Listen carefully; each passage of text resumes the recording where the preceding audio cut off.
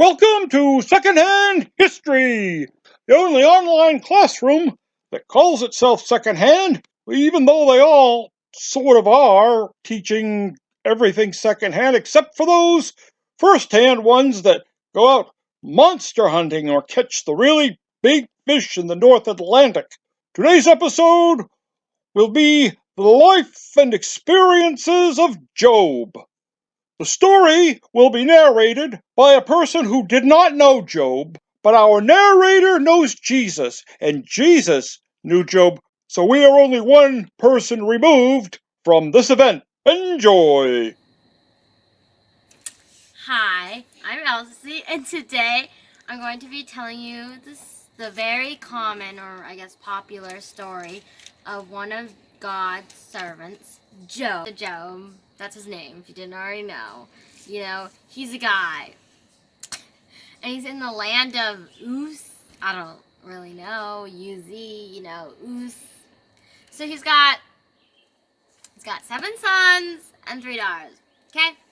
He's got a lot of animals. I actually wrote it down. So he's got 7,000 sheep, 3,000 camels, 500 yoke of oxen, and 500 female donkeys. So Job, he's living his good life, okay? He's living his good life. He's got the money, the wife. Well, yeah, we'll get into that later. And he's got the kids and like his cattle and stuff like that. So up in heaven, got the Lord and Satan, they're talking, and the Lord is like, hey, look at my amazing servant Job. He's so faithful to me, and I appreciate him. I love him. Satan, you should be more like him. And so Satan's like, oh, but what you don't know is he's only faithful to you because you have not cursed him. You've blessed him. You've given him people, as in kids, and you've given him wealth and what he needs. And so the Lord's like, fine. You want to test my friend? You want to test my servant? Test him? You can. And so Satan's like, oh, I will. And he's going to come back to me, okay? And you can curse him, okay? So this guy, one of his servants, comes to Job, and he's like, Job, your oxen and your donkeys, yeah, they were killed, and the servants with them, by Sabians. I was the only one to survive to tell you. Okay? And then, like, right after that, another one comes, and he's like, hey, Job, boss, sorry, but, your sheep were burned to death by fire from the heavens, and, also the servants that were with them, and I'm the only one who survived, so I came to tell you. And this is the saddest one, personally, of them all. Oh, wait, no. This isn't the saddest one. Anyway, wrong one.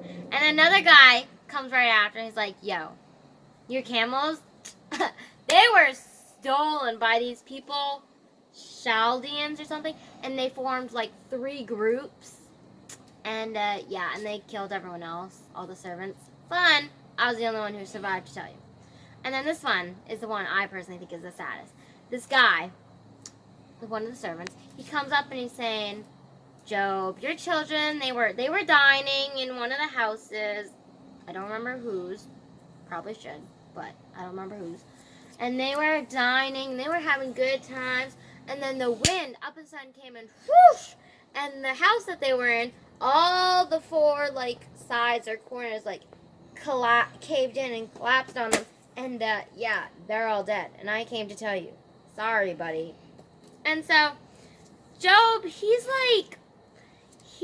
really sad right now. Because, number one, he lost his profits and his food. Like, that's sad enough.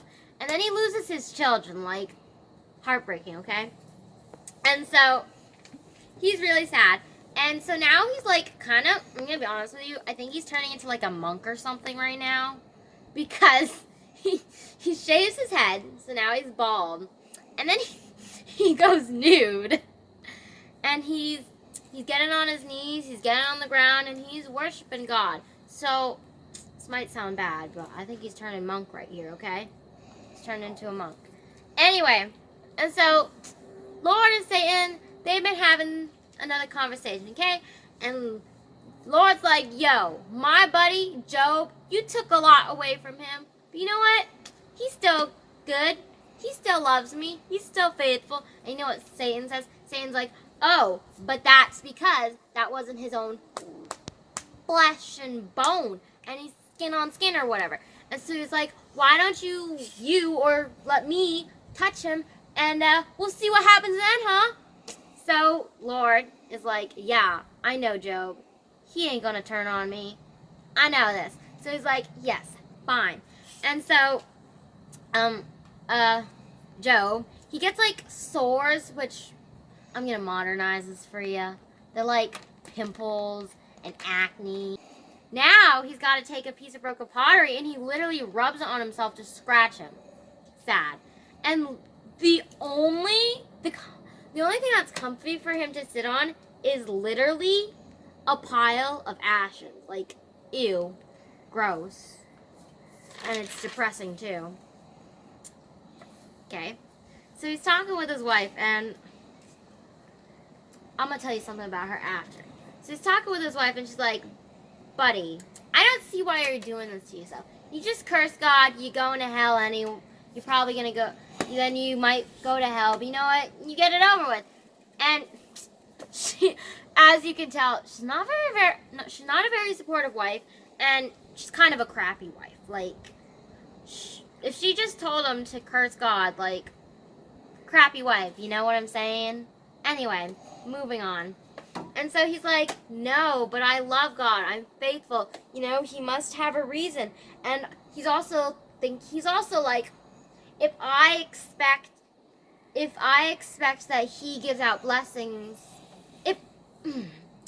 he's like, if I am ready and open to accepting blessings, why should I not be ready and open to accept curses? Because, you know, that's what happens. Okay?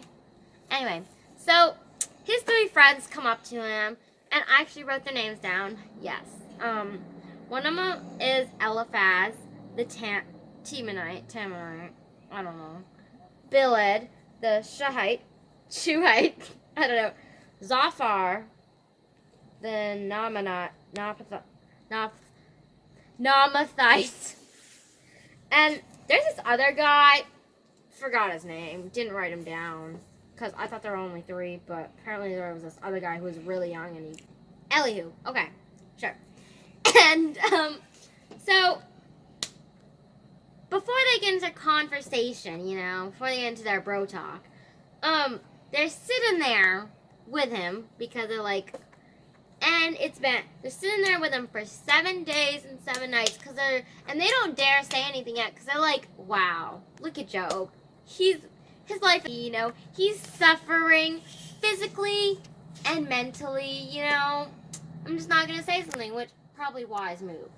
Anyway, and so after those 7 days and nights, they finally talk to him, and they're sitting with him, and they're like, Job, come on, you can tell me the truth. Did you sin? Because they're like, there's no way that you would have gotten something this bad without doing something that bad. And so like, buddy, you can tell us the truth. We're your friends. Did you do something bad? And Job, you know, he's telling the truth. He's like, no, I didn't. I didn't do anything bad. And they're like, but Job, for real, did you do anything bad? And he's like, no. And so they're like, And so he's like, no, I don't know why God cursed me, you know. Like, I was pretty faithful. And so then they get mad because they're like, oh, are you doubting God's judgment because he gave you this? And so now they're kind of upset with him. They're like, God is great. If he's judging something, he's judging something right, you know? What he says goes kind of thing. And so they're like, are you like doubting him? And God and Job get into this little quarrel, okay? And they're talking. And Job is like, God, I mean, I love you. I'm faithful, you know? Hope you feel the love. But, like, Why?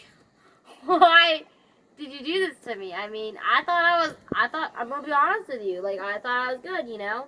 He thought he was doing good. And so God is, and he's trying to understand why he got something this bad, you know?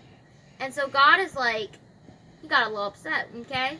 He's like, why? He's like, Job, you can't even begin to understand why I did this because, like, not to brag here, but I'm literally all powerful and stuff. Like, and he's like, were you there when I put the sun in the universe? Were you there when I created the first man? Were you there when the first man sinned? Were you there for all the stuff that I was there for? And Job's like, no. And so stuff happens that they talk about, and this kind of goes on a little bit longer. And then finally, Job is like, he confesses and he apologizes and he repents and he's like, God, I'm sorry. I can't even begin to understand why you do things because, like, you're all powerful, you know? And he's like, I'm sorry. Please, like, forgive me. And so they're good. You know, they made up. They're besties again. And so now, God, he's talking to, like, I guess it would be, well, I don't know if this Elifu was his friend or whatever, but anyway, he's talking to at least the other two friends, and he's talking to them, and God, he's mad at Job's supposed friends, because he's like, my Job, my buddy right here,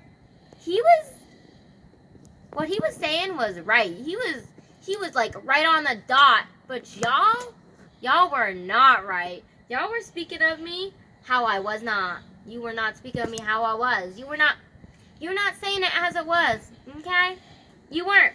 And so he's mad at them. So he orders them to offer up 7 of their bulls and 7 of their rams to Job. And he's saying, you know what? It's up to Job right here. If he forgives you, then I forgive you, you know? If he doesn't, if he's got beef with you, then I got beef with you, you know? So in the end, Job, he gets double of everything he lost, except he doesn't get double children, and he doesn't get another wife, which, honestly, like, he should have just gotten rid of that wife, because, let me tell you, she was not faithful to God, so I don't see why he was still with her, but anyway, but he got, let's see, if he got, so he, in the end, by doing the math, he got like 14,000 sheep, 6,000 camels, 1,000 yoke of oxen, and 1,000 female donkeys. And then he got, since he didn't double his children again, he just got them back, kind of. Not the same children. That'd be like resurrection, and I doubt that happened. No, I know, it didn't happen. Anyway, he gave him 10 new children, and so he gave him 7 new sons and 7 new daughters. And in the Bible, it don't tell me what them son's name is, but it does tell me what the girl's name is. The oldest daughter is Jemima, and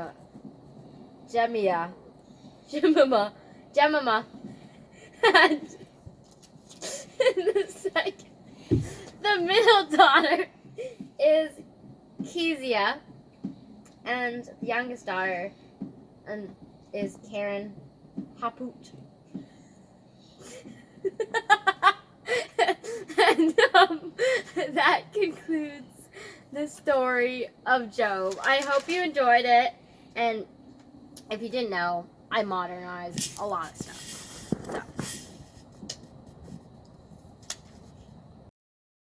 So there you have it, the condensed story of Job as told by a second-hand source. So for second-hand history, this is Hubie Carpenter reminding you that God permits our trials and we are expected to turn to Him in those trials. Thank you for your attendance. Class dismissed.